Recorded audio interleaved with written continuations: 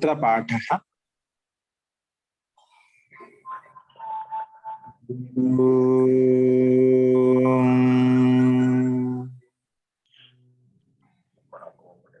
सहनाववतु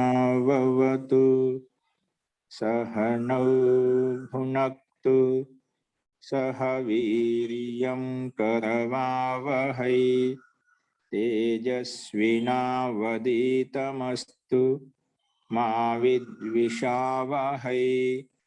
ओम शांति शांति शांति। सर्वेभ्यो नमः। अंदरिकी नमस्कारम अंडी।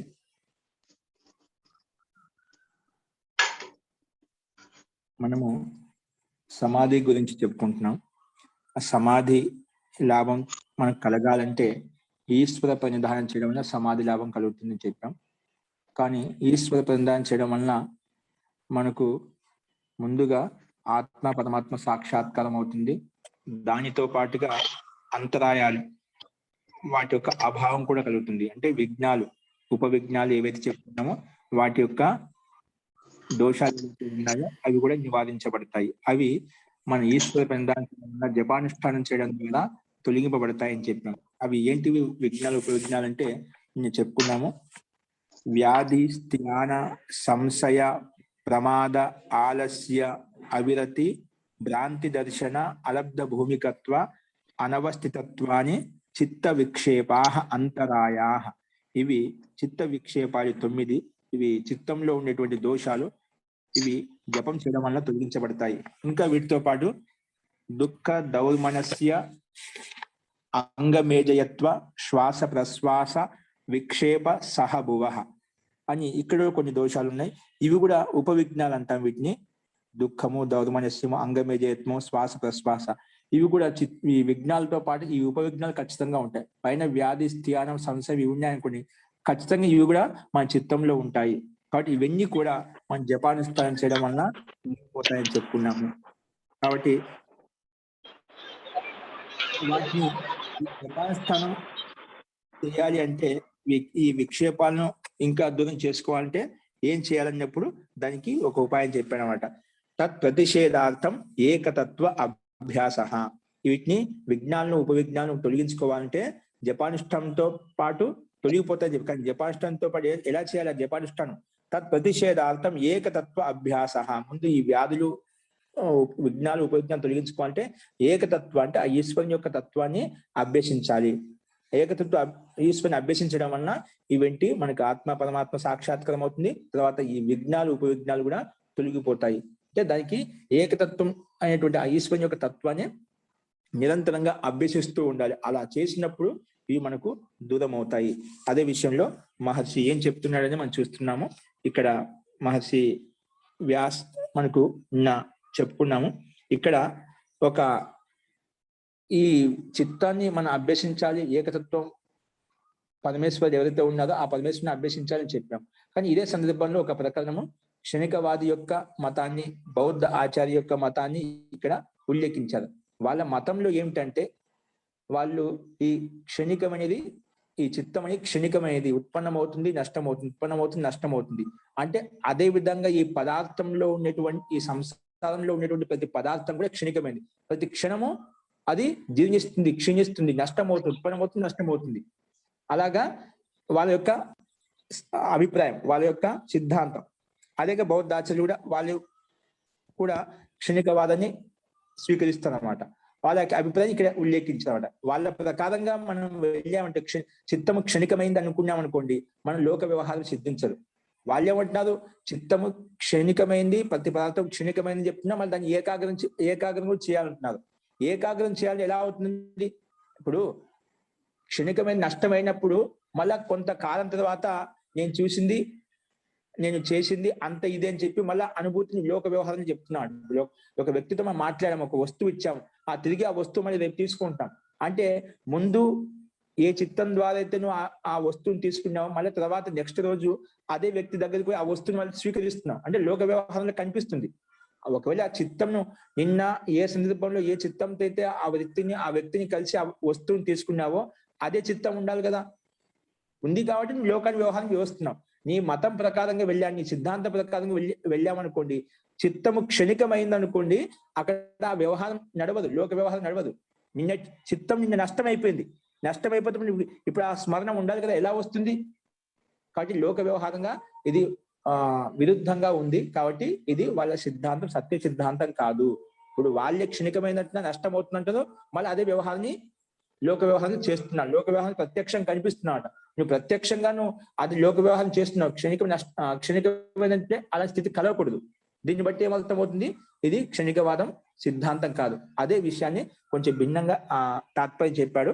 కొంచెం ప్రయత్నం చేయండి అర్థం చేసుకోవడానికి. దీంట్లో అంత విషయం గంభీరంగా ఆలోచించాల్సిన విషయం ఏమీ లేదు.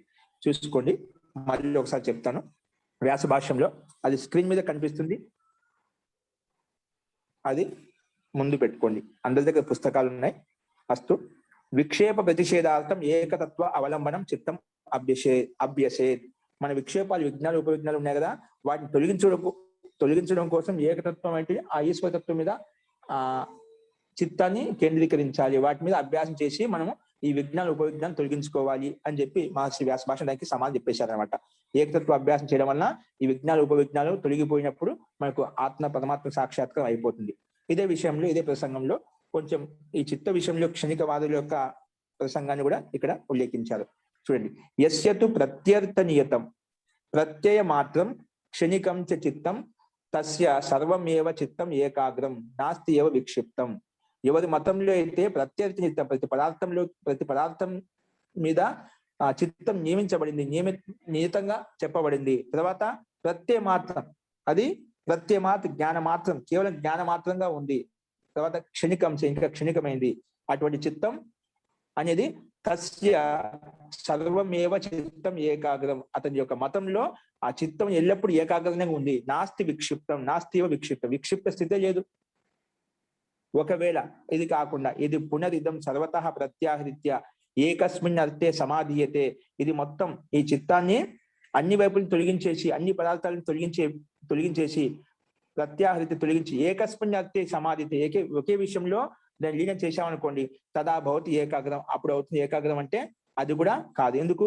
ఇతేతో నా ప్రత్యర్థ నియతం. ఇప్పుడు ముందు చెప్పాం, ఇది ప్రతి పదార్థంలో నియమించబడింది. ప్రతి పదార్థానికి ఏ పదార్థం చూసినప్పుడు అయితే చిత్తం ఉందో అదే ఆ పదార్థం మళ్ళీ రెండో పదార్థం చూసి నష్టం అయిపోయింది. అంటే ప్రత్యర్థ నియతం అని చెప్పాం. ప్రతి పదార్థానికి నియమించబడిన చిత్తం నష్టం అయిపోయింది. ఇప్పుడు అదే మాట ఇప్పుడు వరతో వ్యాఘాత దోషం వస్తుంది. అంటే నువ్వు ముందే ప్రత్యర్థ నియతం చెప్పావు, ఇప్పుడు లేదంటే అన్నింటిని తొలగించేసి ఒకే విషయం మీద సమాహితం చేస్తాను చిత్తాన్ని. అంటే అది నువ్వు చెప్పిన మాట నీకే ఖండించబడుతున్నావు అన్నమాట. ముందేమో ప్రత్యర్థ నియతం చెప్పాం, లేదంటే అన్ని తొలగించేసి ఒకే విషయంలో నేను పదార్థం మీద కేంద్రీకరిస్తాను, అది ఏకాగ్రం అవుతుంది, చిత్తం ఏకాగ్రం అవుతుంది. ఎలా అవుతుంది అంటే నీ మాట నువ్వే ఖండించుకుంటున్నావు. కాబట్టి నా ప్రత్యర్థ నియతం. అలా అయితే అది ప్రత్యర్థ నియతం కాదు, ఒకటే చిత్తం అని చెప్పు. ఇప్పుడు ప్రత్యర్థ నియతం ఎందుకు చెప్తున్నావు? కాబట్టి అది కూడా కాదు. అందుకే నా ప్రత్యర్థ నియతం, ఇది ప్రత్యర్థ అంటే ప్రతి పదార్థం నియమించబడదు అని అర్థం వస్తుంది. కాబట్టి నీ మాట నువ్వే ఖండించబడుతుంది. ఇప్పుడు మళ్ళీ చూడండి, బౌద్ధ ఆచార్య చెప్తున్నాడు, ఆయన యొక్క అభిప్రాయం చెప్తున్నాడు. యోపి సదృశ్య ప్రత్యయ ప్రవాహేన చిత్తం ఏకాగ్రం మన్యతే. ఎవరైతే యోపి, ఇంకా ఎవరు అంటే వేరే మతస్థులు, వేరే దర్శనకారులు, అంటే ఇక్కడ బౌద్ధ దర్శనాచార్య యొక్క అభిప్రాయాన్ని ఇక్కడ వ్యక్తీకరిస్తున్నారు. సదృశ్య ప్రత్యయ ప్రవాహేన చిత్తం ఏకాగ్రం మన్యతే. సదృశ్య ప్రవాహేన చిత్తం ఏకాగ్రం మన్యతే. ఎవరి అభిప్రాయంలో అయితే సదృశ్య జ్ఞాన ప్రవాహం ద్వారా చిత్తం ఏకాగ్రం అవుతుంది. ఏంటి? సదృశ్య జ్ఞాన ప్రవాహం ద్వారా. సదృశ్య జ్ఞానం ఒకే విషయం యొక్క జ్ఞానం, ఒకే విషయం యొక్క జ్ఞాన ప్రవాహం ద్వారా చిత్తం ఏకాగ్రం అవుతుంది. అంటే ఒకే విషయం ఏదైతే ఉందో దాన్ని అలా మొత్తం శృంఖల ప్రవాహం ఏదైతుందో ఆ మొత్తం విషయం మీద చిత్తాన్ని ఏకాగ్రం చేయొచ్చని ఎవరైతే అంటున్నారో, అందుకే సదృశ్య జ్ఞానం ప్రవాహం ద్వారా చిత్తం ఏకాగ్రం అని చిత్తాన్ని ఏకాగ్రం అవుతుందని ఎవరైతే అంటున్నారో, స్వీకరిస్తున్నారో, తస్య ఏకాగ్రత యది ప్రవాహ చిత్తస్య ధర్మ తదా ఏకం నాస్తి ప్రవాహ చిత్తం. ఎందుకంటే క్షణికత్వాత్. చూడండి దానికి సమాధానం. ఒకవేళ అలా కొంత ఎవరైతే అంటున్నారో వాళ్ళ అభిప్రాయానికి దోషం చూపిస్తున్నారు అన్నమాట ఇక్కడ. ఇది ప్రవాహ చిత్తస్య ధర్మ, ఇది ఇప్పుడు జ్ఞానం అనేది ప్రవాహ చిత్తం యొక్క ధర్మం. ఈ చిత్తం అనేది ప్రవాహ చిత్తస్య ధర్మ, ప్రవాహ చిత్తం యొక్క ధర్మం. తదా ఏకం నాస్తి ప్రవాహ చిత్తం. ఇప్పుడు ఈ ప్రవాహ జ్ఞానం, సదృశ జ్ఞానం ఏదైతే ఉందో ప్రవాహ ధర్మం ప్రవాహ రూపంలో ఉంటుందని చెప్పాను. అటువంటి సందర్భంలో ఇది ప్రవాహ చిత్తస్య ధర్మ, ప్రవాహ చిత్తం యొక్క ధర్మము. తదా ఏకం నాస్తి ప్రవాహ చిత్తం. అప్పుడు ప్రవాహ చిత్తంలో ఒకటి కాదు. ఎందుకు? క్షణికత్వ. నువ్వు ముందు ప్రతిజ్ఞ చేసావు కదా, ఏంటి? చిత్తం క్షణికమైంది, పదార్థం కూడా క్షణికమైంది. క్షణికమైనప్పుడు అక్కడ చిత్తం యొక్క ధర్మం ఎక్కడ ఉంది? అక్కడ ప్రతి ప్రవాహ జ్ఞానం అంటున్నాం అట, సదృశ జ్ఞానం అంటున్నాం. సదృశ అంటే ఒకే విషయం మీద కంటిన్యూగా నడుస్తుంది అజ్ఞానం. అవి కంటిన్యూ నడుస్తుందని చెప్తున్నావు, ముందు క్షణికమైందని చెప్తున్నావు. రెండు ఇది విపరీతంగా ఉంది. కాబట్టి ప్రవాహ చిత్తస్య ధర్మ, ప్రవాహ చిత్తం యొక్క ధర్మం అంటున్నావు. తదా ఏకం నాస్తి ప్రవాహ చిత్తం, ఒకటి కాదు ప్రవాహ చిత్తం, అనేకంగా ఉన్నాయి. ఎందుకు? క్షణికత్వ. నీ మతంలో చిత్తం క్షణికమైంది అని చెప్పావు. కాబట్టి ప్రవాహ చిత్తం ఏకం కదా, అనేకంగా ఉన్నాయి. ప్రతి చిత్తము ఉత్పన్నమవుతుంది, నష్టమవుతుంది. అలా ఉండాలి నీ సిద్ధాంతం ప్రకారంగా. అంటే అది సాధ్యం కాదు. తర్వాత చెప్పాడు, ఒకవేళ అలాగైతే అత ప్రవాహ అంశస్య ఏవ ప్రత్యక్ష ధర్మ. అయితే ప్రవాహ చిత్తం, ప్రవాహం యొక్క సముదాయం యొక్క జ్ఞానము యొక్క జ్ఞానం అనేది చిత్తం యొక్క ధర్మము ఏకాగ్రం అని అన్నప్పుడు అలా ప్రవాహ చిత్తం ఒకటి కాదు అంటున్నావు కదా, క్షణికమైంది కాబట్టి. అటువంటి అప్పుడు ప్రవాహ అంశస్య ప్రత్యక్ష ధర్మ, ప్రవాహం ఏదైతే సదృశ జ్ఞానం, సమానమైన జ్ఞానం ప్రవాహం నడుస్తుందో అందులో ఒక భాగం, ఒక ప్రవాహ అంశం అంటే భాగం. అంశస్య ప్రత్యక్ష ధర్మ. నువ్వు చెప్పా క్షణికత్వం అని చెప్పి ఖండించావు కదా. సో చిత్తము ప్రతి క్షణం ఉత్పన్నమైతే నష్టమవుతుంది చెప్పావు. ఆ ప్రవాహ అంశం యొక్కే ధర్మము చిత్తము. నువ్వు క్షణంలో మారుతుంది కదా, ఆ క్షణంలో ఒక భాగం ఉంది, నెక్స్ట్ క్షణంలో రెండో భాగం ఉంది. ఆ ప్రవాహ అంశం యొక్క భాగమే చిత్తం యొక్క ధర్మము, ప్రత్యక్ష ధర్మ అని చెప్పామట. ఈ ఏకాగ్రత అనేది ఆ ప్రవాహ చిత్తం యొక్క ధర్మ అని చెప్పి ఇక్కడ ఈ రకం చెప్పాడు. అంటే అది ఆంశికంగా తీసుకోండి, ప్రతి చిత్తం తీసుకోండి. ఆ ప్రవాహ సదృశ్య ప్రవాహం ఏదైతే ఉందో అది దాని యొక్క చిత్తం యొక్క ధర్మం ఏకాగ్రం అవుతుంది అని చెప్పాడు అనమాట. అందుకే ప్రవాహ అస్య ఏవ ప్రత్యయ, ప్రవాహం యొక్క అంశం యొక్క జ్ఞానమే ఆ చిత్తం యొక్క ధర్మము. సర్వ సదృశ్య ప్రత్యయ ప్రవాహివా విసదృశ్య ప్రత్యయ ప్రవాహివా ప్రత్యర్థి నేతత్వాత్ ఏకాగ్ర ఏవ ఇది. ఎందుకంటే విక్షిప్త చిత్తానుపపత్తి. అలాగా నువ్వు అనుకుంటే ప్రవాహ చిత్తం యొక్క ధర్మం అనుకున్నావు అనుకోండి, అది ఏదైనా సర్వ ఆ ఏకాగ్రత అనేది సదృశ్య ప్రత్యయ ప్రవాహి కావచ్చు, అంటే సదృశ్యమైనటువంటి జ్ఞానం కావచ్చు, ముఖ్య విషయం యొక్క జ్ఞానం కావచ్చు, లేదా విసదృశ్య ప్రత్యయ ప్రవాహి, విసదృశ్య భిన్న భిన్న జ్ఞానం యొక్క జ్ఞానం కావచ్చు, భిన్న భిన్న విషయాల పట్ల జ్ఞానం కావచ్చు. ఒకటి సమాన జ్ఞానం, ఒకటే విషయం యొక్క జ్ఞానం, ఒకటి అసంబద్ధంగా భిన్న భిన్న విషయాల్లో జ్ఞానాన్ని సంపాదిస్తున్నమాట. కాబట్టి అలా అనుకున్నా కూడా ప్రత్యర్థ నియతత్వాద్ ఏకాగ్ర ఏవా. ఇప్పుడు ప్రతి క్షణంలో నియమించబడింది కానప్పుడు ప్రత్యర్థ నియతమైంది కాబట్టి అది ఏకాగ్రంగా ఉంది నీ దృష్టిలో. ప్రతి క్షణం మారుతుంది కాబట్టి అక్కడ ఏకాగ్రతనే ఉంది. మళ్ళీ ఏకాగ్రత ఉన్నప్పుడు మళ్ళీ ఏకాగ్రం చేయాలని ఎందుకు చెప్తున్నావు? ఇది అంటే పూర్వపక్షి క్షణికవాది అది ప్రత్యర్థి నియతం అంటున్నాడు, క్షణికమైంది అంటున్నాడు, లేదా దాన్ని ఏకాగ్రం చేయాలని కూడా అంటున్నాడు. ఇప్పుడు ఏకాగ్రంగా ఉన్నప్పుడు ప్రతి క్షణంలో అది గ్రహించింది వెళ్ళిపోయినప్పుడు మరి దాన్ని ఏకాగ్రం చేయడం ఎందుకు? అది ప్రత్యర్థి నియతమే కదా, నియమించబడి ఏకాగ్రంగానే ఉంది, దాన్ని ఏకాగ్రం ఏం చేయాలి? కాబట్టి అక్కడ ప్రత్యర్థి నియతత్వ ఏకాగ్ర ఏకాగ్రంగా ఉంది. విక్షిప్త చిత్తం అనుపపత్తి, విక్షిప్త చిత్తమే లేదు అక్కడ. విక్షిప్తం ఉంటే దాంట్లో మనం ఏకాగ్రం చేసుకోవాలి, విక్షిప్త స్థితే లేదు. కాబట్టి అందుకే దోషప్రదమైంది. అందుకే సిద్ధాంతం ఏంటి? తస్మాత్ అనేకార్థం అవస్థితం చిత్తం. అందుకే అనేక పదార్థాల్లో అవస్థితమైంది ఒకటే చిత్తము. అలా అది క్షణికమైంది అనుకున్నప్పుడు అనుభవ జ్ఞానము కలగదు. చిత్తము క్షణంలో మారుతుంది అనుకున్నాం అనుకోండి, అది ఇప్పుడు ఏదైతే చిత్తం ఆలోచించో తర్వాత నెక్స్ట్ క్షణంలో ఏదైతే ఆలోచించో నుండికి సామాన్యత ఉండదు, సదృశత ఉండదు అనమాట. అంటే అనుభవ జ్ఞానం ఉండదు. అది నష్టం అయిపోయింది, అజ్ఞానం ఎలా కలుగుతుంది? కాబట్టి మనం ఏం దాని యొక్క సమాధానం ఏంటంటే అనేకార్థం చిత్తం, అనేకార్థాల యొక్క జ్ఞానము ఈ చిత్తం సంగ్రహిస్తుంది. అది స్థిరమైంది, నష్టం కాదు, ఎప్పుడు స్థిరంగానే ఉంటుందని చెప్పి ఈ సిద్ధాంత పక్షి చెప్తున్నాడు అన్నమాట ఇక్కడ. అంటే మహర్షి వ్యాస్ చెప్తున్నాడు ఇక్కడ, తస్మాత్ అనేకం అర్థం అవస్థితం చిత్తం. అనేక అర్థాలను సంగ్రహించేటువంటి జ్ఞానాన్ని సంపాదించేటువంటి చిత్తము ఎల్లప్పుడూ స్థిరంగా ఉంటుంది, అది క్షణికమైనది కాదు అని చెప్పి ఇక్కడ సమాధానం చెప్పాడు. మళ్ళా ఇంకో రకంగా పూర్వపక్షి యొక్క ప్రశ్న ఇక్కడ మళ్ళీ ఉత్పన్నం చేస్తున్నాడు. ఎదిచ చిత్తేన చిత్తం అనేకేన అనన్వితాః స్వభావ భిన్నాః ప్రత్యయాః జాయేరన్, ఒకవేళ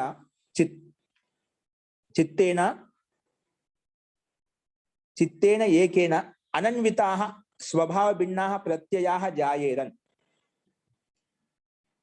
అంటే చిత్తంలో అనన్వితమైనటువంటి భిన్న భిన్నమైనటువంటి జ్ఞానం అంట, సంబంధం లేనటువంటి జ్ఞానం. ఇప్పుడు మనం ఒక విషయాన్ని చూస్తున్నామంటే అది సంబద్ధయుక్తంగా ఉంటుందన్నమాట. ఇక్కడ ఏమంటే అనన్వితాః స్వభావ భిన్న అంటే అసంబద్ధమైనటువంటి స్వభావ భిన్న ప్రత్యయ అంటే జ్ఞానం, సంబంధం లేనటువంటి భిన్న భిన్న స్వభావ జ్ఞానం ఏదైనా ఉత్పన్నమైంది అనుకోండి.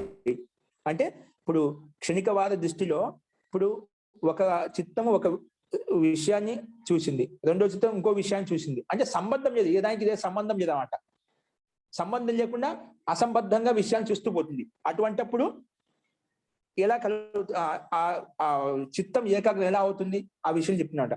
అనన్వితాః స్వభావ భిన్న ప్రత్యయాః జాయేరన్, ఉత్పన్నమయ్యా అనుకోండి, చిత్తంలో భిన్న భిన్న విషయాలు భిన్న భిన్న జ్ఞానం ఉత్పన్నమైంది అనుకుంటే అటువంటి స్థితి ఎలా ఉంటుందంటే కథం అన్యే ప్రత్యయ దృష్టస్య అన్యః స్మర్తా భవేత్.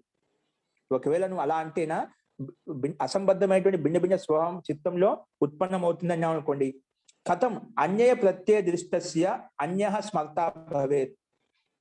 కథం అన్య ప్రత్యయ దృష్టస్య అంటే ఒక వ్యక్తి చూసినటువంటి జ్ఞానము అన్యః స్మర్త కథం భవేత్. అన్యః స్మర్త కథం భవేత్ అంటే ఒక వ్యక్తి ఒక విషయాన్ని చూశాడు, అదే విషయాన్ని ఇంకో చిత్తం చూస్తుంది.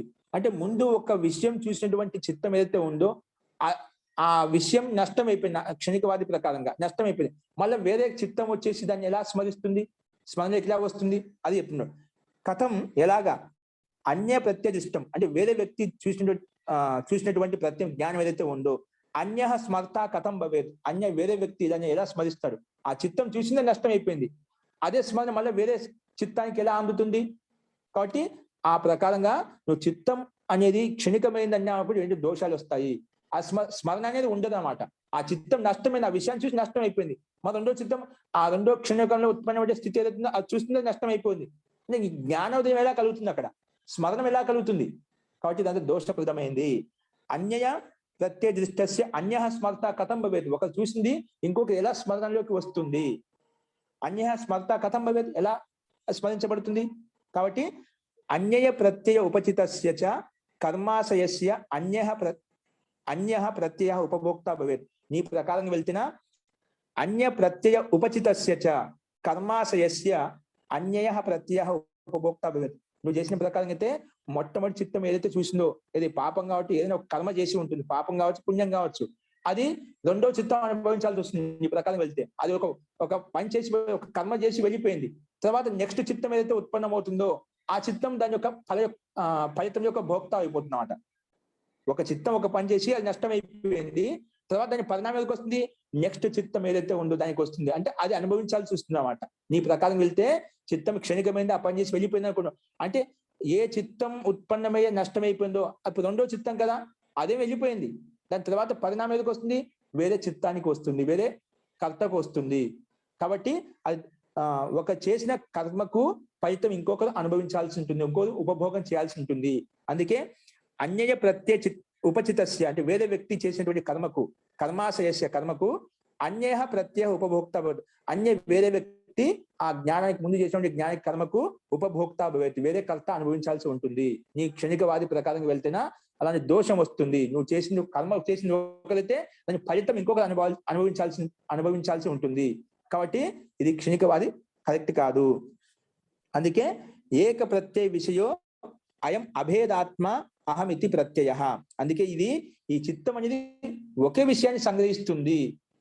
ఏ చిత్తం అయితే మొదటి క్షణంలో చూసిందో నెక్స్ట్ క్షణంలో కూడా అదే చిత్తము గ్రహిస్తుంది, ఆ స్మరణ ఉంటుంది. అందుకే ఏక ప్రత్యయ విషయం ఒకే విషయం ఉంది అన్నమాట.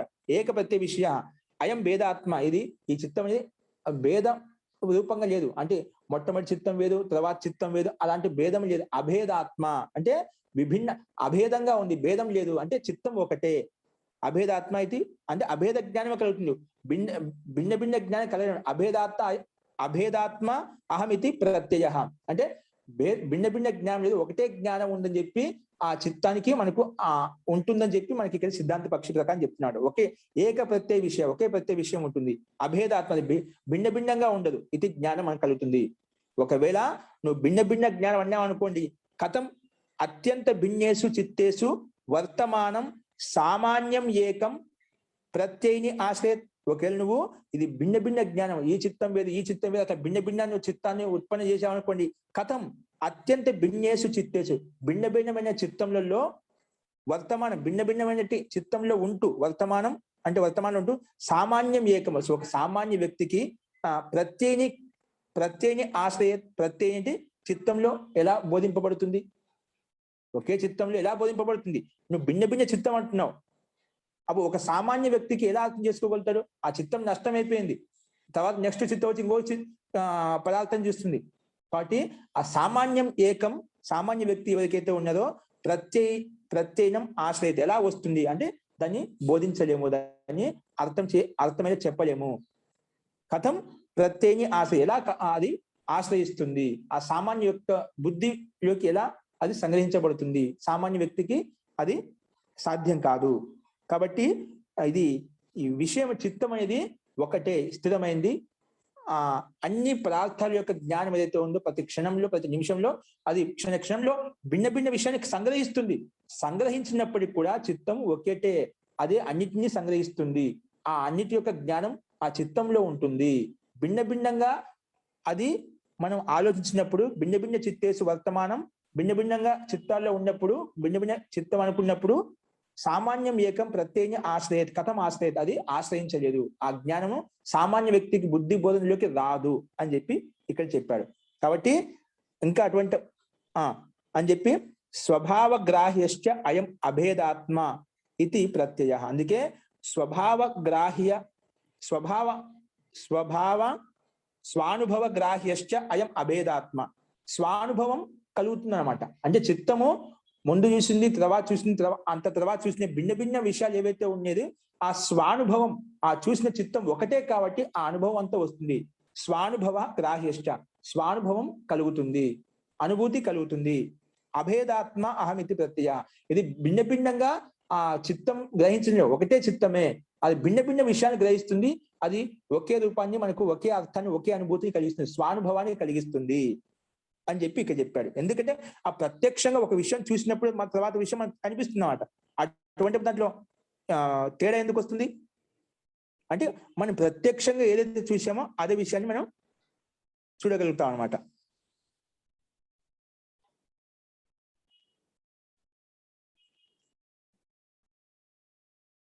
ఇంకా చూడండి పైన, ఇది విషయం అర్థం చేసుకోవాలి, కిందికి వచ్చి చెప్పాను. ఇది పైన చూడండి మళ్ళా. ఇది చిత్తం అనేకేన అనన్వితాః స్వభావ భిన్నాః ప్రత్యయాః జాయదన్ కథం అన్యే ప్రత్యయ దృష్టస్య అన్యః స్మర్తా భవేత్. కథం ఒక చూసినటువంటి దృశ్యం ఏదైతే ఉందో మళ్ళీ వేరే కర్త ఎలా స్మరించగలుగుతారు? కాబట్టి అన్య ప్రత్యయ ఉపచితస్య కర్మాశయస్య అన్యః ప్రత్యయ ఉపభోక్తా భవేత్. కాబట్టి ఒక చూసిన కర్మాశయానికి కర్మకు వేరే వ్యక్తి ఉపభోగం చేయాల్సి ఉంటుంది, కాబట్టి అలాంటి దోషం వస్తుంది అని చెప్పి, కానీ పూర్వపక్షి దాన్ని సమానించడానికి ప్రయత్నం చేస్తున్నాడు. కాబట్టి నువ్వు ఆ రకంగా నువ్వు ప్రయత్నం చేసావు అనుకోండి, ఒక చేసిన కర్మకు ఇంకొకరు ఫలితాన్ని అనుభవించాల్సి ఉంటుంది. కాబట్టి ఇక్కడ ఏం చెప్పిన మళ్ళా కథం చిత్ సమాధీయమానం అపి ఏతత్ గోమయ పాయసీయం న్యాయం ఆక్షిపతి. కింద చెప్పాడు, ముందు చెప్పాను, తర్వాత కూడా మళ్ళీ వస్తుంది. కథం చిత్ సమాధీయమానం అపి, ఒకవేళ పూర్వపక్షి క్షణికవాది ఏదో ఒక రకంగా, ఇప్పుడు అలాంటి దోషం లేదండి, ఒక చిత్తం చూసింది మరొక చిత్తం అనుభవిస్తూ తప్పే ఉంది. ఒక చిత్తం ఒక కర్మ చేసి వెళ్ళిపోయింది, దాని కర్మ ఇంకొకరు అనుభవిస్తున్నారు అంటే రెండు చిత్తం ఒకటే కదా, రెండు పక్కల.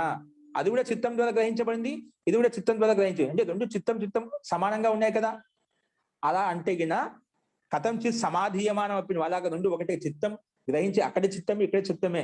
మొట్టమొదటి చిత్తం ఏదో చూసిందో ఆ చిత్తం యొక్క కర్మకు రెండో చిత్తం దాని ఫలితాన్ని అనుభవిస్తుంది, రెండు ఒకటి, చిత్తం సమానంగా ఉంది అని అలా అంటే గిన కథం చిత్ సమాధీయమానమపి ఏదో గోమయ పాయసీయం న్యాయం ఆక్షిపతి. గోమయ పాయసీయ న్యాయం ఒక న్యాయం ఉందండి. గోమయ పాయసం అంటే ఇప్పుడు గోబర్ అంటే పేడ ఎక్కడి నుంచి వస్తుంది? ఆవు నుంచి వస్తుంది. పాయసం ఎక్కడ వస్తుంది? ఆవు నుంచి. అంటే ఆవు ద్వారా పాలను తీసుకొని పాల ద్వారా మనం పాయసం ఉత్పన్నం చేస్తున్నాం అన్నమాట. పాల ద్వారా ఉత్పన్నం చేస్తున్నాం అంటే 2 గౌ నుంచి ఉత్పన్నమయ్యాయి కదా. 2 గౌ నుంచి ఉత్పన్నమైంది 2 తినగలుగుతాం మనము. నీవు సిద్ధాంతం అలా ఉంటుందన్నమాట. బై అది మొట్టమొదటి క్షణంలో చూసినప్పుడు చిత్తం ఏదైతే ఉందో తర్వాత క్షణంలో చూసిన చిత్తం సమానంగా ఉన్నాయి కదా. అంటే రెండింటికి ఆ విషయ వస్తువుకి గ్రహణం చేయడానికి చిత్తమే ఆధారము. అంటే 2 గ్రహించబడదు, తప్పు లేదు, దాని దోషం లేదు. అట్లనే దోషమేది. ఇప్పుడు ఈ రకంగా చేసినప్పుడు నీ సిద్ధం ఇలాగ ఉంది అన్నమాట. గోమయ పాయసీయ న్యాయం ప్రకారంగా ఉంది. ఇప్పుడు 2 ఆవు నుంచి ఉత్పన్నమని చెప్పి 2 తినమని చెప్తున్నాం. అది సాధ్యమవుతుందా? తినగలుగుతావా? అది లోక వ్యవహారానికి విరుద్ధం అనమాట. కాబట్టి అలా ఉంది నీ సిద్ధాంతము. గోమయ పాయసీయ న్యాయం ప్రకారంగా ఉంది. అది ఎప్పుడు సాధ్యం కాదు. బై గో నుంచి 2 ఉత్పన్నమై గోపద అని పేడ తినేస్తాము, అది దాని ద్వారా ఉత్పన్నమై పాయసం చేస్తామంటే రెండింటికి నిమిత్తం ఒకటంటే అది కాదు, అలా దోషం వస్తుంది. కాబట్టి ఆ రకంగా గోమయ పాయసీయ న్యాయం ఆక్షిపతి అలాంటి దోషం వస్తుంది. కాబట్టి అది కూడా సాధ్యం కాదు. మళ్ళీ అదే విషయాన్ని కింద ఇంకో రకం చెప్తున్నారు చూడండి. కించ స్వాత్మానుభవ అపహ్నవ చిత్తస్య అన్యత్వే ప్రాప్నోతి. ఇంకా నువ్వు ఇలా చేయడం వల్ల క్షణిక సిద్ధాంతాన్ని ఈ క్షణికమైన చిత్తం అలా భావించడం వల్ల కించ ఇంకా దోషం చూపిస్తాను. స్వాత్మానుభవ అపహ్నవ చిత్తస్య అన్యత్వే ప్రాప్నోతి. స్వాత్మానుభవ అంటే స్వానుభవం కూడా కలగదు, తనకే తాను జ్ఞానోదయం కలగదు. క్షణంలో మారుతుండి చిత్తం అన్నాం అనుకోండి, నీ అనుభూతి నీకే కలగదు. అందుకే అపహ్నవం అవుతుంది. అంటే నీ అనుభవం నీకే కలగదు. చిత్తస్య అన్యత్వే ప్రాప్నోతి అంటే నువ్వు చిత్తం వేరేది భిన్నంగా అన్యంగా మారిపోతుందని అనుకోండి, స్వానుభవం కూడా కలగదు. అందుకే చెప్పానమాట. కించ స్వాత్మానుభవ అపహ్నవ అన్యత్వే ప్రాప్నోతి. అన్యత్వే అపహ్నవం ప్రాప్నోతి. అపహ్నవం అంటే దానికి అనుభూతి కూడా కలగదు, జ్ఞానోదయం కాదు. అంటే స్వానుభవం కలగదు. ఎలా కలగదు అంటే యద్ అహం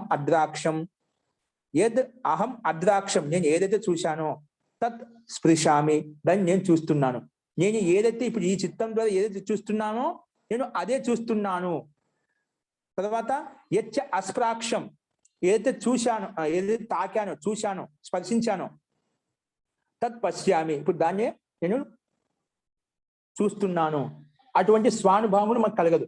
ఎప్పుడు చిత్తం భిన్నంగా అనుకున్నప్పుడు ఏది కనిపించదు. యద్ అహం అద్రాక్షం నేను ఏదైతే చూశానో అంటే ఏ చిత్తం ద్వారా చూశానో మళ్ళీ తత్ స్పృశామి అదే చూస్తున్నాను, అదే తాకుతున్నాను. స్పృశామి తాకుతున్నాను, తత్ స్పృశామి. మళ్ళీ ఏమంటున్నాడు? యచ్చ అస్ప్రాక్షం ఏదైతే తాకానో, ఏదైతే స్పృశించానో తత్ పశ్యామి మళ్ళీ దాన్ని చూస్తున్నాను అనేది అనుభూతి కలగదు.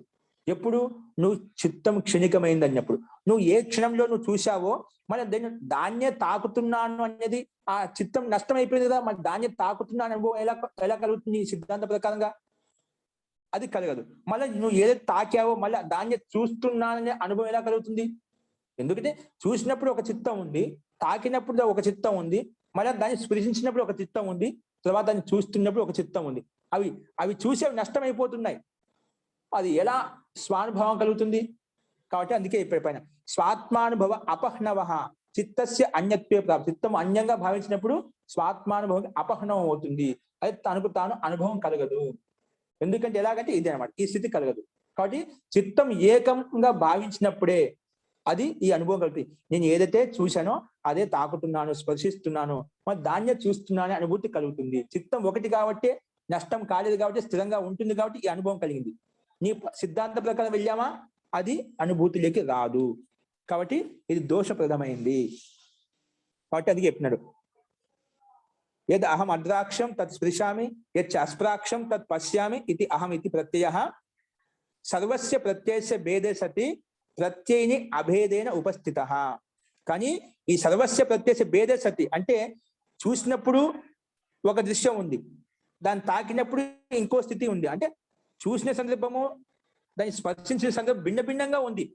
భిన్నంగా ఉన్నప్పుడు కూడా చిత్తంలో ఒకటే అభేదంగా ఉంది. దాని స్మరణ శక్తిని, దాని స్మృతిని అభేదంగా ఉంది. అది ఒకటే విధంగా ఉంది. నేను ఏదైతే చూస్తున్నానో,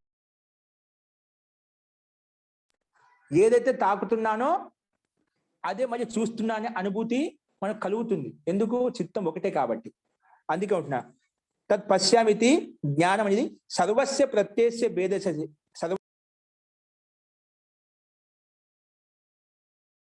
సర్వస్య ప్రత్యస్య భేదశత అంటే సంపూర్ణ జ్ఞానం ఏదైతే మనం చూశాను, దాన్ని తాకుతున్నాను, దాన్ని మళ్ళీ చూస్తున్నాను అనేది జ్ఞానం ఏదైతే ఉందో సర్వస్య ప్రత్యస్య భేదశత భిన్న భిన్న జ్ఞానమే. అది భిన్న భిన్న సందర్భాలు చూసావు, అది భిన్న భిన్నంగా ఉన్నప్పటికీ కూడా సర్వస్య ప్రత్యస్య భేదశత భిన్న భిన్నంగా ఉన్నప్పటికీ కూడా ప్రత్యయని అభేదైన ఉపస్థిత. ప్రత్యయని అంటే చిత్తంలో, ప్రత్యయని ఇక్కడ చిత్తం, చిత్తంలో అభేదైన ఉపస్థిత. ఆ చిత్తంలో మటుకు అభేదంగానే ఉంది, దాంట్లో ఏ మార్పు లేదు అంట. చిత్తం మటుకు అదంతా నువ్వు ఏది చూసావో అదంతా స్మరణలో ఉంది, స్మృతిలో ఉంది.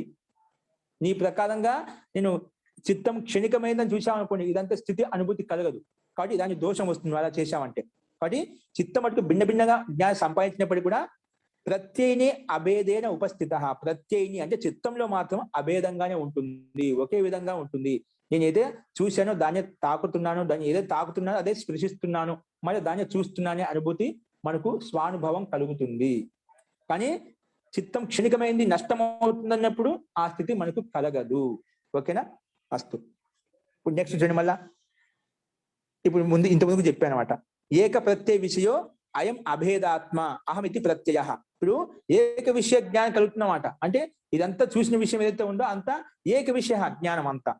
కానీ భిన్న భిన్న జ్ఞానం కాదు, అది అభేదన మనకు కనిపిస్తుంది అన్నమాట. భిన్న భిన్న రూపంలో కనిపిస్తుంది.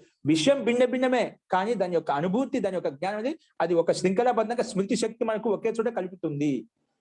అందుకే అయం అభేదాత్మ అహమితి ప్రత్యయ. కానీ నీ ప్రకారంగా కథం అత్యంత భిన్నేషు చిత్తేషు వర్తమానం సామాన్యం ఏకం ప్రత్యయని ఆశ్రయ. నువ్వు నీ ప్రకారంగా భిన్న భిన్న చిత్తంలో చిత్తం క్షణికమైన భిన్న భిన్నంగా మారుతూ ఉందంటే ఇది ఈ స్థితి మనకు ఈ అనుభూతి కలగదు. నేను ఏదైతే చూస్తున్నానో దాన్ని మళ్ళీ తాకుతున్నాను, దాన్ని మళ్ళీ చూస్తున్నాను అనుభూతి కలగదు. ఎప్పుడు?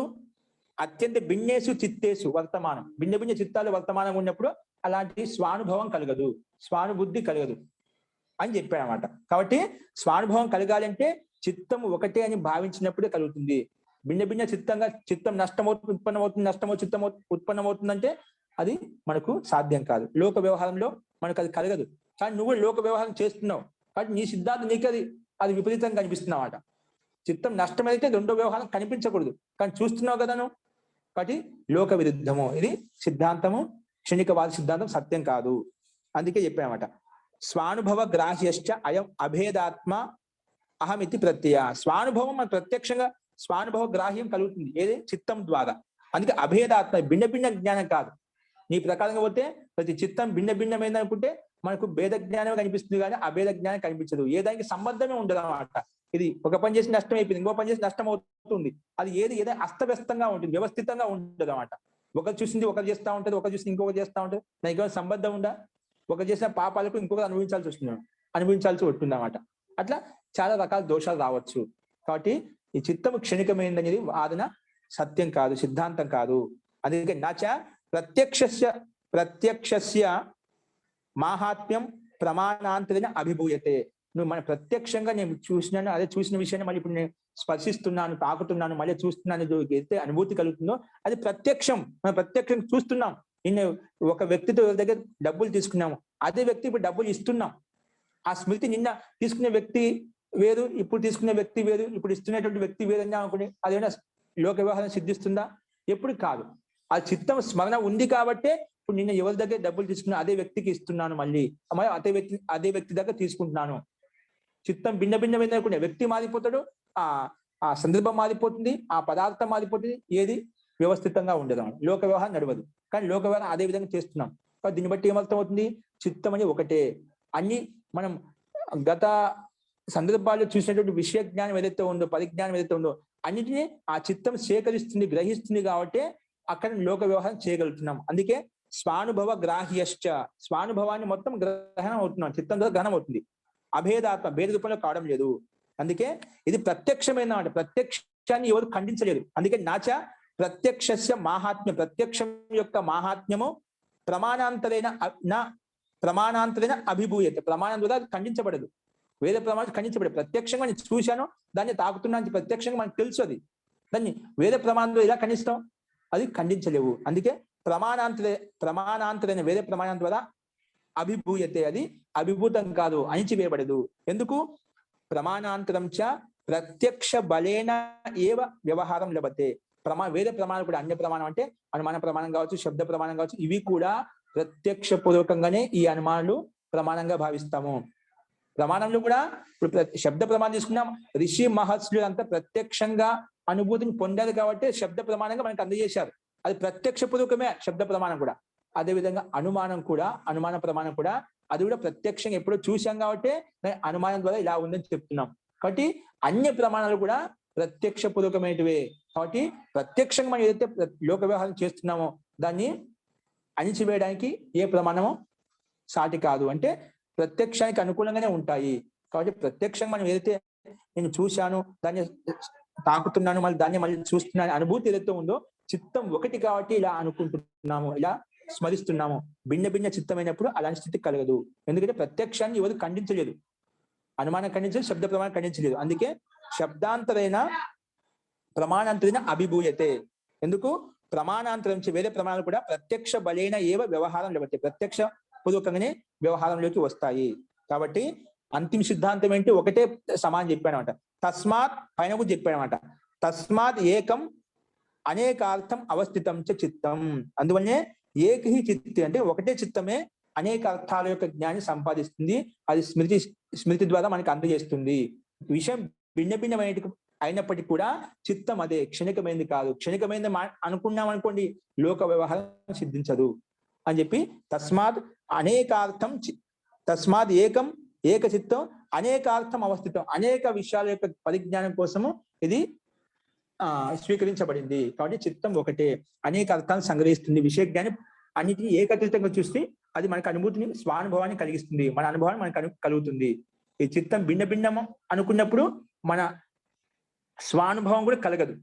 కాబట్టి అది దోషప్రదంగా ఉంటుంది, లోక వ్యవహార విరుద్ధంగా ఉంటుంది. కాబట్టి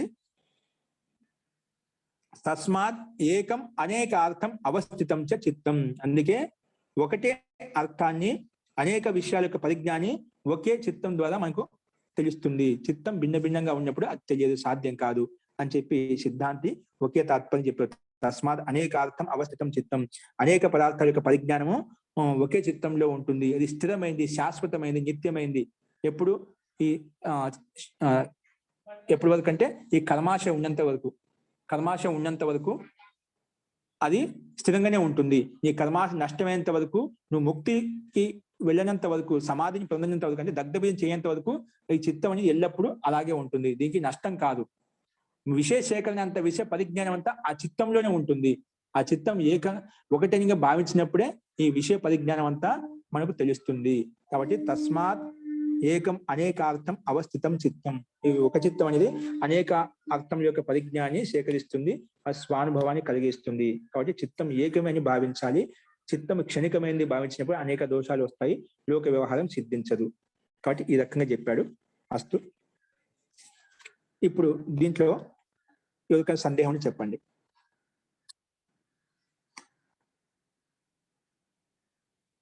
ముఖ్య తాత్పర్యం అంతా ఏం లేదండి, ఉదిక అది చిత్తం ఒకటి అని చెప్పి ప్రయత్నం చేయాలని చూస్తున్నాడు క్షణికవాది, బౌద్ధ దర్శనంలో బౌద్ధ ఆచార్య కూడా. కాకపోతే అది క్షణిక వల్ల లోక వ్యవహారం కాదు. ఇప్పుడు క్షణంలో నష్టమైనప్పుడు మనకు లోక వ్యవహారం సిద్ధిస్తుంది. ముందు చేసే కర్త యొక్క స్మృతి నష్టం అయిపోయింది, తర్వాత చేసే కర్మకు స్మృతి ఎలా కలుగుతుంది? కాబట్టి అది దోషప్రదం, లోక వ్యవహారం సిద్ధించదు. కాబట్టి ఒకే చిత్తంగా భావించినప్పుడు మనకి ఇదంటి స్థితి కలుగుతుంది అని చెప్పి సిద్ధాంత పక్షి మనకు మహర్షి వ్యాస ఇక్కడ సంబోధించాడు. ఇవి క్షణికవాదం యొక్క సిద్ధాంతం చాలా విశాలంగా ఉన్నమాట. అదంతా మనం చూసినప్పుడు మనకు అర్థమవుతుంది. చూడండి, కాబట్టి ఇక్కడ కేవలం ఇదే గుర్తుపెట్టుకొని, క్షణికవాదం చిత్తం క్షణికమైందన్నప్పుడు అనేక దోషాలు వస్తాయి, లోక వ్యవహారం సిద్ధించడం కష్టం అవుతుంది. కాబట్టి క్షణికవాదం యొక్క సిద్ధాంతం సత్యం కాదు, ఇది ఒకటి గుర్తుపెట్టుకోండి. ఇప్పుడు చూడండి మళ్ళా, ఇప్పుడు నెక్స్ట్ ఇది 33 సూత్రం యొక్క అవతరణిక చెప్తున్నా. చూడండి, యస్య చిత్తస్య అవస్థితస్య ఇదం శాస్త్రేణ పరికర్మ నిర్దిశ్యతే తత్ కథం.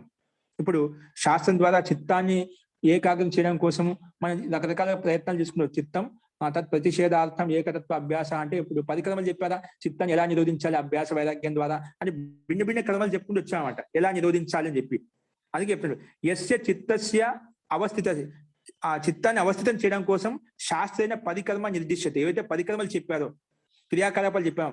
అభ్యాస, వైరాగ్యము, వివేకము ఇవన్నీ ద్వారా ఈశ్వర ప్రణిధానం చేయడం ద్వారా, జపానుష్ఠానం చేయడం ద్వారా మనము ఏకాగ్రత స్థితిని కలుగుతుంది, చిత్తం ఏకాగ్రం అవుతుందని చెప్పాం కదా. దానికి పరిక్రమ అది ఎలా, ఇవన్నీ చేసేటప్పుడు ఇంకా ఏముండాలి? ఇప్పుడు ఈశ్వర ప్రణిధానం చేసినప్పుడు కేవలం ఆ ప్రణిధానం చేసినప్పుడే, ఆ వివేక అభ్యాసం కలిగినప్పుడే అలా ఉండాలా? మిగిలిన సందర్భాల్లో విత్తానవస్థలు ఎలా ఉండాలి అంటే మన వ్యవహారం ఏ రకంగా ఉండాలని చూపిస్తున్నామట. ఇంకా దాన్ని ఏ రకంగా మనం సంపాదించుకోవచ్చు, ఏ రకంగా సంపాదించుకోవచ్చు అని చెప్తున్నామట. దానికి ఇంకా ఉపాయాంతరంగా చెప్తున్నామట. ఇప్పుడు చిత్తాన్ని ఏకాగ్రంగా చెప్పడం ప్రతిషేధార్థం ఏకతత్వ అభ్యాసం చెప్పాం. ఏకతత్వ అభ్యాసం అంటే ఈశ్వరతత్వాన్ని అభ్యాసం చేయాలి అంటే స్తుతించాలి, ప్రార్థించాలని చెప్పాను. ఆ స్తుతించాలి, ప్రార్థించాలంటే మన మానసిక స్థితి ఇంకా ఎలా ఉండాలి, ఏ రకంగా ఉంటే మనం ఆ ఈశ్వర ప్రణిధానాన్ని బాగా చేయగలుగుతాము, జపానుష్ఠానం బాగా చేయగలుగుతాం, ఆ విషయం చెప్తున్నామట. శాస్త్రం ద్వారా పరికర్మ నిర్దిష్టం చేశారు కదా. కథం ఎలాగ ఇంకా ఏ రకంగా అన్నప్పుడు దానికి సమానం చెప్తున్నాడు. మైత్రి ఇది అతి ముఖ్యమైన సూత్రం అండి, మనకు లోక వ్యవహారం చాలా ఉపయోగపడుతుంది మనకు. చూడండి 33 సూత్రము. మైత్రి కరుణ ముదిత ఉపేక్షానాం సుఖ దుఃఖ పుణ్య అపుణ్య విషయానాం భావనాతశ్చ చిత్త ప్రసాదనం. మన చిత్తం ప్రసన్నంగా ఉండాలంటే, ఏకాగ్రతంగా ఉండాలంటే ఏం చేయాలంట? మైత్రి కరుణ ముదిత ఉపేక్షానాం సుఖ దుఃఖ పుణ్య అపుణ్య విషయానాం భావనాత చిత్త ప్రసాదనం. చిత్తం ప్రసన్నంగా, ప్రసాదం అంటే ప్రసన్నంగా ఉంటుంది. ఎలాగంట? ఇక్కడ మైత్రి కరుణ ముదిత ఉపేక్ష 4 శబ్దాలు ఉన్నాయి. ఏంటి? మైత్రి కరుణ ముదిత ఉపేక్ష. దాని పక్కన కూడా సుఖ దుఃఖ పుణ్య అపుణ్య, ఇక్కడ 4 ఉన్నాయి. అవి క్రమంగా తీసుకోవాలి, ఏ దానికి ఏది క్రమంగా తీసుకోవాలి. ఇక్కడ 4 ఉన్నాయి, ఇక్కడ 4 ఉన్నాయి. మైత్రి కరుణ ముదిత ఉపేక్షానం షష్ఠి విభక్తి, దాని స్థానంలో ఇవి తీసుకోవాలి. ఏవి? సుఖ దుఃఖ పుణ్య అపుణ్య విషయానాం భావనాతశ్చ చిత్త ప్రసాదనం. మన చిత్తం ప్రసన్నంగా ఉండాలంటే ఎంత సరళమైనటువంటి పద్ధతి చెప్పారు చూడండి. మైత్రి చేయాలంటే ఎవరితోటి? మైత్రి, ఇక్కడ మైత్రి మొట్టమొదటి శబ్దం. రెండో పదంలో సుఖం అనేది మొట్టమొదటి శబ్దం. అంటే సుఖంగా ఉండే వాళ్ళ పట్ల మనం మైత్రి చేయాలి. ఎవరైతే సుఖంగా ఉండదు, ఆనందంగా ఉండదు, సంతోషంగా ఉంటుందో వారి పట్ల ఏం చేయాలి? మైత్రి అంటే మిత్రతా వ్యవహారం చేయాలి, అంటే వాళ్ళతో మిత్రత్వం చేసుకోవాలి. అలా చేయడం వల్ల మన చిత్తం ప్రసన్నంగా ఉంటుంది. మన చిత్తం ప్రసన్నంగా ఉండాలంటే మనం సుఖంగా ఉండే వాళ్ళతో దుఃఖంగా ఉండేటువంటి వ్యక్తులతో మనం మైత్రి చేసామని, మిత్రత చేసాం అనుకోండి, ఎప్పుడు ఆయన యొక్క దుఃఖాన్ని మనకు వ్యక్తపరుస్తూ ఉంటాడు కాబట్టి మనకు దుఃఖపడతాం, అతనితో పాటు మనం దుఃఖపడుతుంటాం. అందుకే మన మనసు చిత్తంగా, మన మనసును ప్రశాంతంగా ఏకాగ్రంగా ఉంచుకోవాలంటే చేయాలంటే సుఖంగా ఉండే వాళ్ళ పట్ల మిత్రత చేయాలి. వాళ్ళు సుఖంగా ఉండాలంటే నిజంగా వాళ్ళ దగ్గర జ్ఞానం పరిశుద్ధంగా ఉంటుంది, విద్య ఉంటుంది, ధనం ఉంటుంది, డబ్బు ఉంటుంది, ఐశ్వర్యం ఉంటుంది. డబ్బు ఐశ్వర్యం కాదు, వ్యక్తిత్వం మంచితనం ఉంటుంది, ధర్మాత్మ అయి ఉంటాడు. సుఖం వస్తుంది అంటే ఖచ్చితంగా ధర్మాత్మ అయి ఉంటాడు. ధర్మాత్మ కాబట్టి సుఖం ఉందన్నమాట. ఎందుకంటే ధర్మస్య మూలం సుఖం, సుఖస్య మూలం ధర్మ. సుఖస్య మూలం ధర్మ. సుఖానికి మూలం అంటే ధర్మం. ధర్మం ఉంటే ఆ సుఖం కలుగుతుంది. అటు సుఖిగా ఉండేటువంటి వాళ్ళతోటి మనం మిత్రత చేయాలి. మిత్రత చేసినామంటే మన మనసు ప్రసన్నంగా ఉంటుంది, సంతోషంగా ఉంటుంది. ఇంకేం చెప్పాడు? కరుణ, రెండో శబ్దం కరుణ. కరుణ అంటే దయ. ఎట్లా? ఎవరి పట్ల దయ చూపించ? దుఃఖితానం కరుణ. సుఖంగా ఉండే వారి పట్ల మిత్రత చేయాలి, మిత్రత్వం కలుపుకోవాలి. దుఃఖంగా ఉండే వారి పట్ల కరుణ చూపించాలి. ఎవరైతే దుఃఖంగా ఉంటారో, దీనిహీనంగా ఉంటారో వారి పట్ల జాలి చూపించాలి, దయ చూపించాలి. నాకెందుకు నేను ఉపేక్షించకూడదు. అలా వాళ్ళకి ఏదో ఒక రకంగా మనం మానసికంగా కావచ్చు, శారీరకంగా కావచ్చు, ధనవృత్తి ధన పరంగా కావచ్చు, ఇంకేదో రకంగా అయితే వాళ్ళకి సహాయపడగలుగుతాము, వాళ్ళకి కరుణ చూపించే, జాలి చూపించే చేయగలిగాం అనుకోండి, అది కూడా అలా ఒకరికి మంచి పని చేసినప్పుడు నీ మనసు చిత్తం ప్రసన్నంగా ఉంటుంది. కాబట్టి దుఃఖితమైనటువంటి వ్యక్తుల పట్ల దయ చూపించాలి. దుఃఖాత్మానం అంటే దుఃఖమైనటువంటి స్థితి ఎవరికైతే ఉందో అటువంటి పట్ల కరుణ, జాలి, దయ చూపించాలి. తర్వాత పుణ్య వ్యక్తులు ఎవరైతే ఉన్నారో వారి పట్ల సంతోషంగా ఉండాలి. చాలా మంది పుణ్యాత్మలు ఉంటారు, వాళ్ళ ఐశ్వర్యం ఇంకా చాలా హై లెవెల్లో ఉంటుందన్నమాట. పుణ్యాత్మలకి అలాంటి సంతోషం కలుగుతుంది. ఇప్పుడు గురువులు ఉంటారు, ఇంకా అంతమంది ఇంకా ఐశ్వర్య సంపన్నమైనటువంటి వ్యక్తులు ఉంటారన్నమాట. వాళ్ళు పుణ్యం చేసుకున్నారంటే భగవంతుడు అంత ఐశ్వర్యం, అంత జ్ఞానం ఇచ్చాడమంట, అంత సమృద్ధి ఇచ్చాడమంట. అటువంటి పుణ్య వ్యక్తుల పట్ల మనము ప్రసన్నంగా ఉండాలి. నాకని ముందుకు వెళ్ళిపోతున్నా ఈర్ష్య అసూయ పడ్డాం అనుకోండి, మనకు దుఃఖమే కలుగుతుందో ప్రసన్నత కలగదు. చాలా మంది అలా చేస్తున్నాడు, నాతో ఉండి నాకన్నా పైకి వెళ్ళిపోతున్నాడు, కోసం మనకు తెలియకుండా కోపం, మనకు ఈర్ష్య ద్వేషాలు వస్తూ ఉంటాయి. ప్రసన్నంగా ఉండం. ఎవరిని పైకి ఎదుగుతూ ఉన్నాడంటే, పైకి వెళ్ళిపోతున్నా అంటే వాళ్ళని చూసి మనకు ద్వేషం వస్తున్నమాట. అంటే మన జ్ఞానం పరిశుద్ధంగా లేనప్పుడు అలా ద్వేషభావం మనలో కలుగుతున్నాడు, నాకన్నా ముందుకు వెళ్ళిపోతున్నాడు. కాబట్టి మనం పుణ్యమైనటువంటి వ్యక్తులు ఎవరైతే ఉన్నారో, పుణ్యాత్మ ఎవరైతే ఉన్నారో వాళ్ళ పట్ల మనం వారి కర్మలు చూసి ప్రసన్నంగా ఉండాలి. కానీ ఓ ఇంత మంచి పని చేస్తున్నాడు, ఒక దాన ధర్మాలు చేస్తున్నాడు, ఓ ఎంతో భగవంతుడు ఎంత శక్తి ఐశ్వర్యం ఇచ్చాడు, ఎంత మంచి పని చేస్తున్నాడు, వారి పట్ల మనము ముదిత ప్రసన్నంగా ఉండాలి. కాబట్టి పుణ్యాత్మలు ఎవరైతే ఉన్నారో మనం అంటే చాలా పుణ్యజీవి అంటుంటాం ఒక్కోసారి, వాళ్ళని చేసే కర్మ బట్టి ఓ దేవతా రూపంలో వచ్చి నన్ను రక్షించావండి అంటే వాళ్ళకి ఏదో మంచి పని చేస్తుంటే వాళ్ళు మంచి శుభకర్మలు ఉన్నాయన్నమాట. శుభకర్మలు అంటే మంచి పుణ్యం, మంచి జ్ఞానము, మంచి ఐశ్వర్యం అన్ని కలిగాయి, భగవంతుడు ఇచ్చాడు. పుణ్యాత్మలకి వెండి ఇస్తాడు అనమాట. కాబట్టి అటువంటి వారి పట్ల ప్రసన్నంగా ఉండు, దాంట్లో దుఃఖపడద్దు, బాధపడద్దు, ఈర్ష్యపడద్దు. ఇంకా అపుణ్య విషయానం, కలిగేటువంటి వ్యక్తులు ఎవరుతున్నారో ఉపేక్ష. నాలుగోదేంటి పుణ్యాత్మ కాదు పాపాత్మ. ఇది ఇంకా లేనిపోయినటువంటి పాపాత్మ అంటే పాపం చేయగలిగిన పాపాత్మ ఎక్కువ, పాపతనం ఎక్కువగా ఉంది, పాప విషయాలు ఎక్కువ చేస్తున్నాడు. అటువంటి విషయాల పట్ల నువ్వు ఉపేక్షించు అంతే. పాపం చేస్తున్నాడని చెప్పి వాటిని గ్రహించుకోవడం కానీ అసహించుకోవడం కానీ అలా పెట్టుకోదు. పాపం ఆయన కర్మలు అజ్ఞానంలో అంధకారంలో ఉండి అలాంటి పాప కర్మలు చేస్తున్నాడు, భగవంతుడు ఖచ్చితంగా దండిస్తాడు. పాపం భగవంతుడు సద్బుద్ధిని కలిగించాలని చెప్పి మనం ఉపేక్ష దూరంగా వెళ్ళాలంతే. ఆ మనసులో మంచి భావన పెట్టుకోవాలి కానీ ఉపేక్షించాలి. మనకు అంత అవసరం లేదు, ఉపేక్ష భావన దూరంగా రావచ్చు. నా ద్వేషం వద్దు, ఈర్ష్య వద్దు, అక్కడ ప్రవృత్తి కూడా వద్దు. ఎందుకంటే పాపాత్మ వ్యక్తి సాంగత్యంలోకి వచ్చే మనం కూడా ఏదో వృత్తి మనకు కూడా అంటుకుంటుంది. కాబట్టి అటువంటి వ్యక్తిని ఉపేక్షించే వదిలేసే అంతే. నా రాగము, నా ద్వేషం, నా ఈర్ష్య, నా అసహ్యతనం అనేది ఏ ఉండకూడదు, ఉపేక్షించాలి. అలా ఉపేక్షించడం ద్వారా మనకు ఎటువంటి దోషాలు లేవు. మనం చాలా మంది పాపం అంటే ఏదో పాపం చేసిన మంచి పుణ్యం చేసిన మంచి వాళ్ళ మీద ఏదో ఘృణగా చూస్తున్నాం, నీచహీనంగా చూస్తుంటాం, హీనభావంతో చూస్తున్నాం. అలా ఉండకూడదు.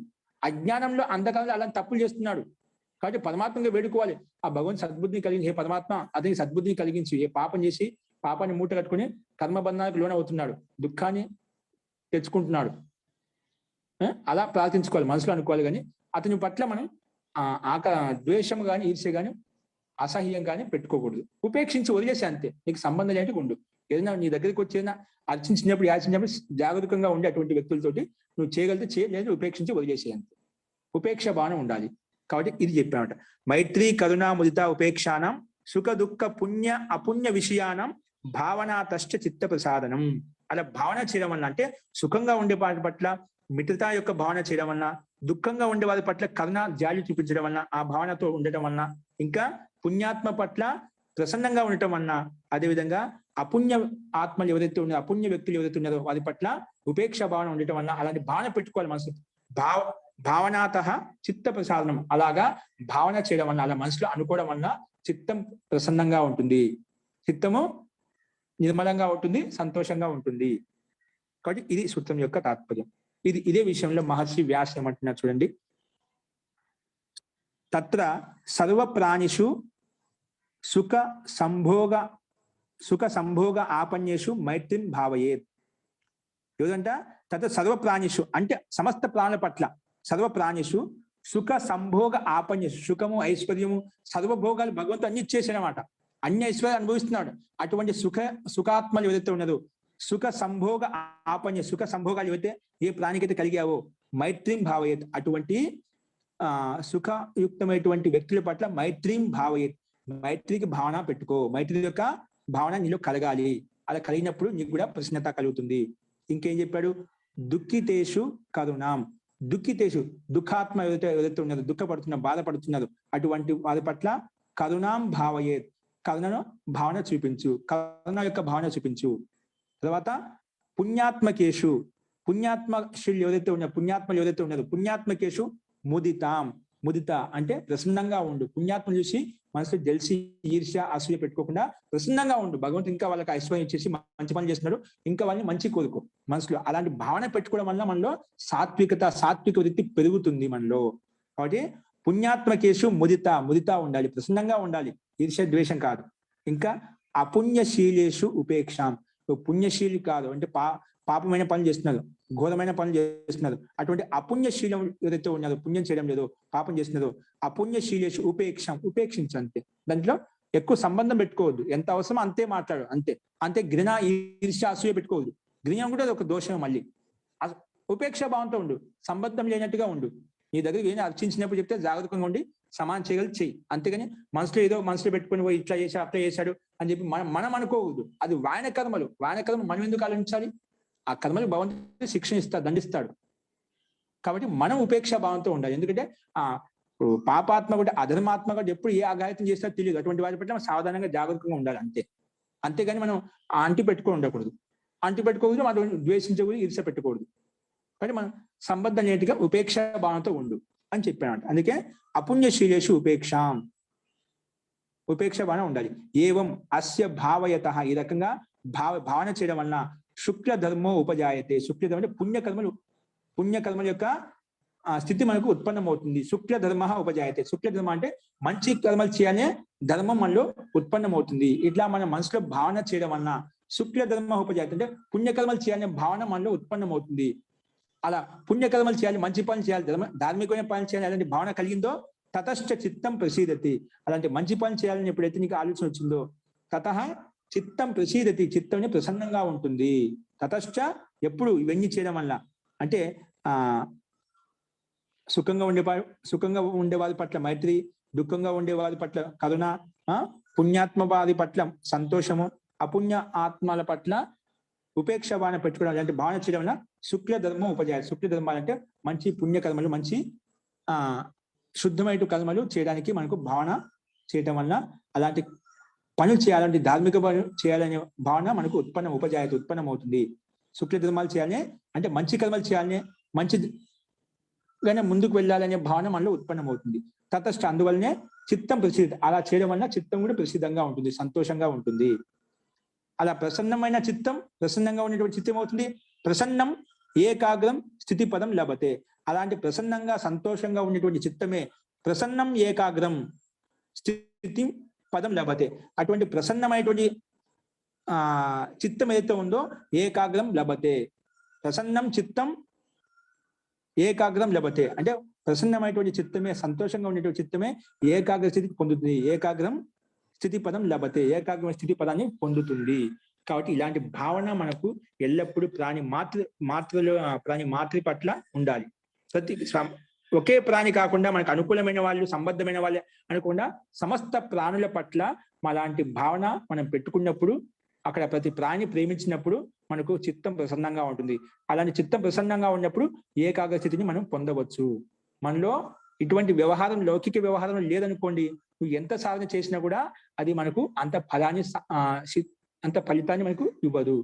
మనం రోజు చేసినప్పుడే ప్రయత్నం చేస్తున్నాం, స్వార్థం చేస్తున్నాం, అది స్వార్థయుక్తమైతే అవుతుంది. కానీ ఇట్లాంటి వ్యవహారం లేదనుకోండి సమస్త ప్రాణుల పట్ల, అది దోషప్రదం అవుతుంది. ఎక్కడో దోషం చేస్తూ ఉంటాం అన్నమాట. నిజంగా మన సాత్విక భావన ఉందనుకోండి, ఇవన్నీ లక్షణాలు లౌకిక వ్యవహారంలో ఉండాలి. సమస్త ప్రాణుల పట్ల ప్రేమానురాగాలు కలిగి ఉండాలి. ఒక వ్యక్తికి పట్ల ఏదైనా కొంచెం ఏ వ్యవహారం అసన్మానజనకంగా లేదంటే మనకు నిందాత్మకంగా వ్యవహరించాలనుకోండి, మనకి ఎలా అనిపిస్తుంది? ఒక వ్యక్తి మనం ఏదో రకంగా నిందాత్మకంగా వ్యవహారం చేశారు, అపమానజనకంగా మనం సంబోధించారు, మనకి ఎంత బాధ కలుగుతుంది? అటువంటి బాధ నాకు, నువ్వు ఏ కర్మలు చేస్తే నువ్వైతే వద్దనుకుంటావో అటువంటి కర్మలు నేను ఇతరులకు కూడా చేయను. అదే కర్మలు ఇతరులకు చేసినప్పుడు ఏ విధంగా అయితే మనకు అది కనిపిస్తుందో అటువంటి కర్మలు నాకే చేశాను అనుకోండి, నాకు ఎలాంటి అనుభూతి కలుగుతుంది, ఎలాంటి బాధ కలుగుతుంది, ఎలాంటి దుఃఖం కలుగుతుంది? అటువంటి కర్మలు ఇతర ప్రాణుల పట్ల కూడా చేయను. ఏ కర్మలైతే మన పట్ల చేయకూడదు అనుకుంటాం, మనకు అబద్ధం చెప్పకూడదు అంటాం, సత్యమే చెప్పాలనుకుంటాం, నన్ను ప్రేమించాలనుకుంటాం, ఇంకా అన్ని రకాలుగా సహాయపడాలనుకుంటాం. అంటే నువ్వు ఏవైతే కోరుకుంటావు అదే ఇతరులకు కూడా కోరుకోవాలి, అవి ఇతరులకు కూడా ఇవ్వాలి. నువ్వు ఏదైతే మంచి అనుకుంటున్నావు, నీకైతే నువ్వు ఈ రకంగా ఉంటే నాకు సంతోషం అనిపిస్తుందో అదే సంతోషం ఇతరులకు కూడా ఇవ్వాలి. అలాంటి సమస్త ప్రాణుల పట్ల భావన ఉన్నప్పుడు, ప్రేమానురాగాలు ఉన్నప్పుడు, సమస్త ప్రాణి ప్రేమించినప్పుడు ఇలాంటి చిత్తం అనేది ప్రసన్నంగా ఉంటుంది. చిత్తం ప్రసన్నంగా ఉండాలి. అది ఎప్పుడు చిత్తం ప్రసన్నంగా ఉండాలంటే ఇటువంటి ధార్మిక అనుష్ఠానం చేసినప్పుడు చిత్తం ప్రసన్నంగా ఉంటుంది. ఆ చిత్తం ప్రసన్నంగా ఉన్నప్పుడు త్వరగా ఏకాగ్రత స్థితిని పొందుతాం. అటువంటి ఏకాగ్రత స్థితిని పొందినటువంటి చిత్తం ఏదైతే ఉందో త్వరగా సమాధి లాభాన్ని, సమాధి ఫలాన్ని పొందుతుంది. కాబట్టి మనం చిత్తాన్ని ఏకాగ్రం చేయాలంటే ఈ రకంగా లౌకిక వ్యవహారంలో కూడా ఇటు సమస్త ప్రాణుల పట్ల ఇటువంటి వ్యవహారాన్ని అభ్యసించాలి, అలాగే ప్రయత్నించాలి. కాబట్టి ఇప్పటి నుంచి అదే విధంగా ప్రయత్నం చేయండి. సమస్త ప్రాణుల పట్ల ప్రేమానురాగాలతో నిండి ఉండాలి. మనం ఎవరి పట్ల రాగద్వేష ఈర్ష్యాభావన ఉండకూడదు. అవి ఉన్నాయంటే మన చిత్తం మళ్ళా అప్రసన్నంగా ఉంటుంది. అప్రసన్నంగా ఉండే చిత్తము ఏకాగ్రతను కోల్పోతుంది. ఏకాగ్రత కోల్పోయిందంటే వివేకాన్ని కోల్పోతుంది. వివేకం కోల్పోతే అన్ని నష్టం అయిపోతాయి. వివేకం ఉంటేనే చిత్తం బాగుంటుంది. చిత్తం బాగుంటే మనసు ప్రసన్నంగా ఉంటుంది. మనసు ప్రసన్నంగా ఉన్నప్పుడు అన్ని మంచి పనులు చేస్తాం. అటువంటి వ్యక్తి 10 మందిని సంతోషపెట్టగలుగుతాడు. 10 మందికి ఆనందాన్ని ఇవ్వగలుగుతాడు, 10 మందికి మంచి చేయగలుగుతాడు. మన చిత్తమే సరిగా లేదనుకోండి, మన మనసే ప్రసన్నంగా లేదనుకోండి, ఆ వివేకం కూడా, ఏకాగ్రత కూడా ఉండదు. ఏకాగ్రత లేని స్థితిలో మన వివేకం కూడా సరిగా పనిచేయదు. కాబట్టి మనం మనసు ప్రసన్నంగా ఉండాలంటే సమస్త ప్రాణులు ప్రేమించడం నేర్చుకోవాలి. సమస్త ప్రాణుల పట్ల ప్రేమానురాగాలు మనకి ఏ విధంగా అయితే కోరుకుంటా అదే విధంగా సమస్త ప్రాణికి కోరుకున్నప్పుడు నీ ఉన్నత శక్తులనే మనం చేయడానికి ప్రయత్నం చేయాలి. మన ఇప్పుడు దుఃఖితానంపై దయా చూపించాలంటే, దయ అంటే మనం శక్తి సామర్థ్యం ఉంటే ఆ వ్యక్తి యొక్క కష్టం తెలుసుకొని మనం ఏదైతే చేయగలుగుతాం అది చేయాలి, ఆ కష్టాన్ని పూజించాలి. లేని పక్షంలో మానసికమైనటువంటి బలాన్ని కూడా ఇవ్వచ్చు అనమాట. ప్రేరేపించవచ్చు, ధైర్యాన్ని ఇవ్వచ్చు, ఆ రకంగా చేయొచ్చు, శారీరకంగా సేవ చేసి రావచ్చు. అట్లా ఏదో ఒక రకంగా ఆ వ్యక్తికి ఉపయోగపడాలి, సహాయపడాలి అనే భావన మనలో కలగాలి.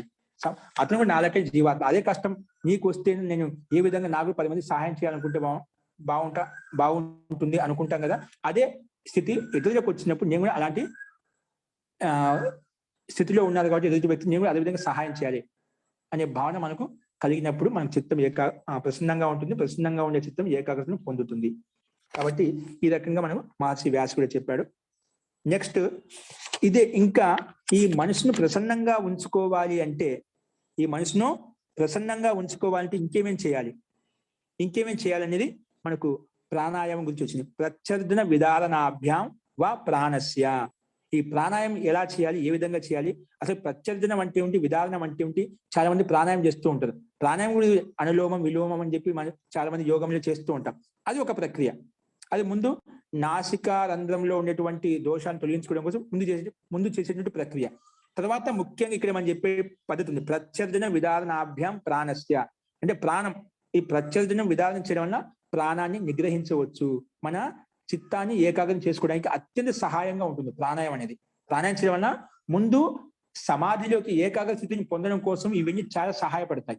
అది ఏ రకంగా, ఏ విధంగా అనేది మనం రేపు చూద్దామండి. అంటే ఇట్లా ప్రాణాయామం ద్వారా మనసుని ఏ రకంగా మనం త్వరగా వశంలో తీసుకోవచ్చు, మన చిత్తాన్ని ఏకాగ్రతం చేయవచ్చు అనేది ఈ ప్రాణాయామం ద్వారా చెప్పారు. అది ఏ రకంగానే రేపు చూద్దామండి.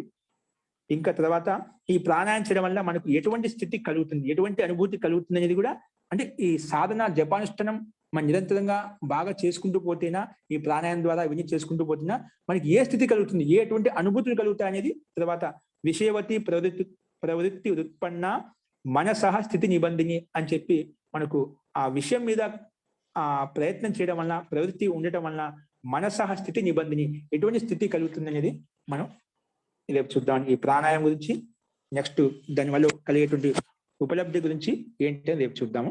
ఇంకెవరికైనా సందేహాలు ఉంటే మీకు మంత్రపాఠం అయిపోయిన తర్వాత చూద్దామండి. అస్తు. మంత్రపాఠ.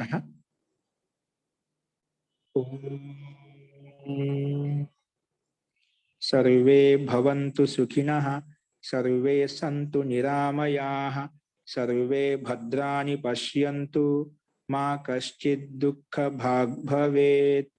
ఓం శాంతి శాంతి శాంతి.